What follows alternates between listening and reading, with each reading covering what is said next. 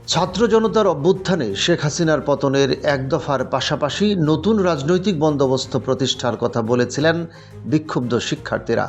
তারই অংশ হিসেবে জুলাই আগস্ট গণ অভ্যুত্থানের নেতৃত্ব দেওয়া ছাত্রনেতারা একটি রাজনৈতিক দল গঠনের ঘোষণা দেন। আর এ নতুন দল পরিচালনার দায়িত্বে থাকবেন জাতীয় নাগরিক কমিটি ও বৈষম্য বিরোধী ছাত্র আন্দোলনের তরুণ নেতারা। তবে দলের কাঠামো ও আদর্শিক ভিত্তি কী হবে তা নিয়ে চলছে বিস্তর গবেষণা। নতুন দলের কাছে নানা শ্রেণী পেশার মানুষের প্রত্যাশা কী এবং নতুন দেশ কেমন হতে পারে সে বিষয়ে একটি জরিপ চালানোর কথাও বলা হয়েছে এরই মধ্যেই।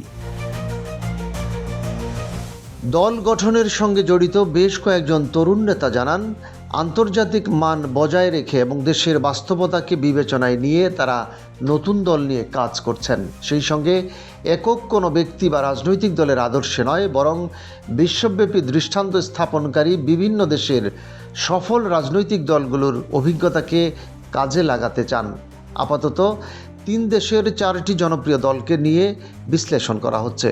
সেগুলো হলো তুরস্কের প্রেসিডেন্ট রিসেপ তাইয়েপ এরদোগানের দল জাস্টিস অ্যান্ড ডেভেলপমেন্ট একে পার্টি ও দেশটির অনেক পুরনো দল জাস্টিস পার্টি, পাকিস্তানের দল ইমরান খানের তেহরিক ইনসাফ পিটিআই এবং ভারতের অরবিন্দ কেজরিওয়ালের আম আদমি পার্টি। দলগুলোর গঠন ইতিহাস, আদর্শ, ভবিষ্যৎ পরিকল্পনা, লক্ষ্য, উদ্দেশ্য, মোটো বা স্লোগান সহ বিভিন্ন বিষয় খুঁটিয়ে খুঁটিয়ে দেখা হচ্ছে।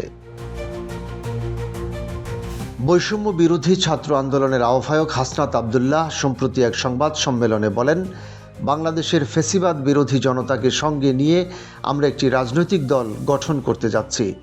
অতীতের মতো নয় যে এটি ধারণ করা আদর্শ বা মানুষের উপর চাপিয়ে দেব।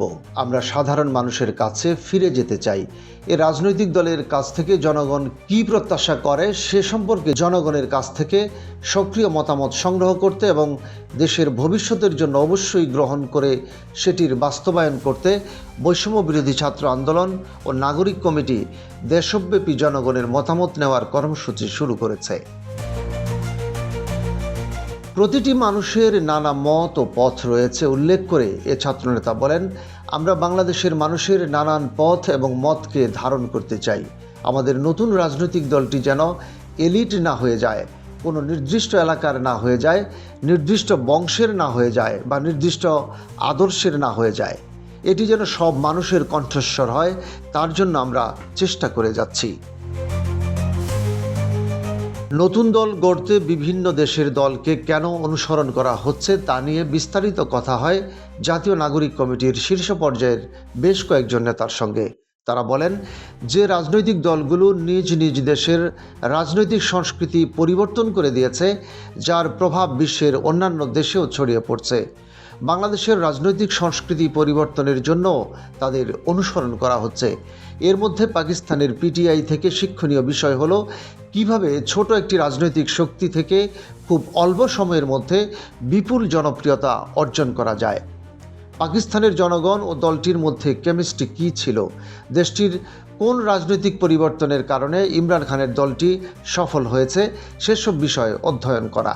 আম আদমি দলের কাঠামোটি খুব শক্ত।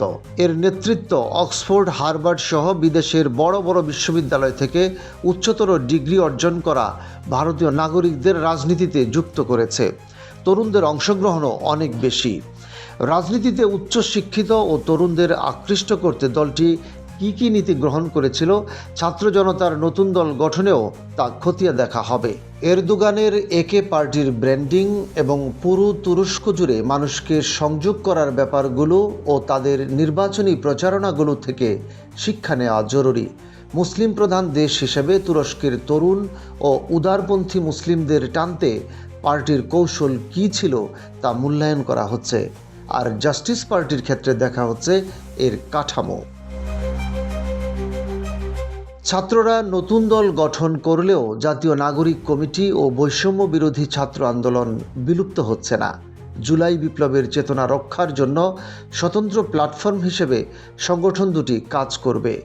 নতুন দল গঠনের মাধ্যমে মূলত তৃণমূল ও প্রান্তিক জনগোষ্ঠীর রাজনৈতিক প্রক্রিয়ায় অংশগ্রহণ এবং সমাজের সব নাগরিকের আশা ও আকাঙ্ক্ষা প্রতিফলিত করা হবে বলে দাবি করেন ছাত্রনেতারা।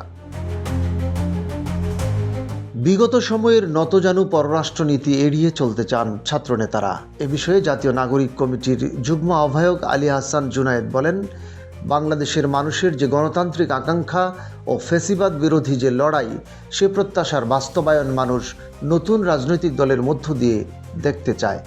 আমরা চেষ্টা করছি সমাজের সব শ্রেণীর মানুষ যেন এখানে একতাবদ্ধ হয়। নতুন রাজনৈতিক দলে কোনো নতজানু পররাষ্ট্রনীতি হবে না।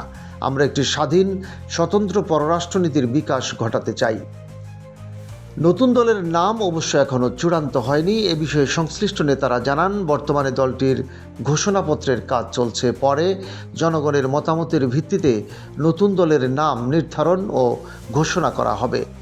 শুরুতে 150 থেকে 200 সদস্য বিশিষ্ট আহ্বায়ক কমিটি গঠন করা হতে পারে।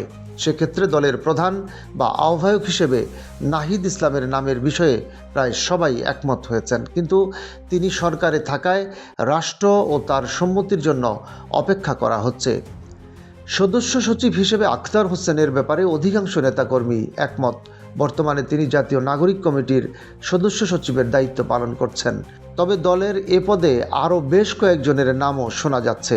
প্রতীকের বিষয়ে বিভিন্নজন বিভিন্ন মতামত দিচ্ছেন।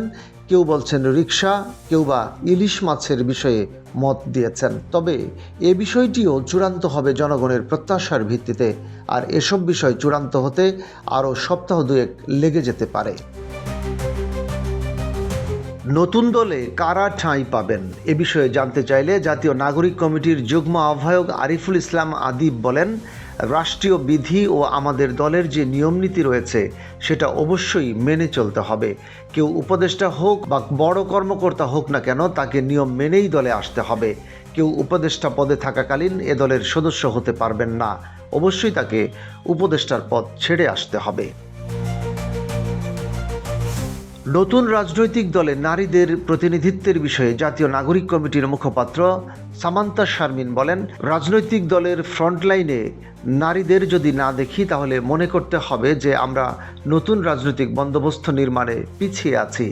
এরই মধ্যে জাতীয় নাগরিক কমিটির বিভিন্ন ফোরাম ও থানা কমিটি থেকে শুরু করে উপরের দিকের বিভিন্ন কমিটিতে অন্তত 25% নারীর অংশগ্রহণ রয়েছে। তবে আমরা নারীর অংশগ্রহণকে শতাংশ হিসেবে দেখি না বা কোটা পূরণের জন্য নারীকে যুক্ত করি না। একজন নারী তার নেতৃত্বের বিকাশ ঘটাতে পারল কিনা সেটি নিশ্চিত করি। শতাংশ কিংবা সংরক্ষিত আসন ব্যবস্থা নারী নেতৃত্বকে আরও নষ্ট করে দেয়।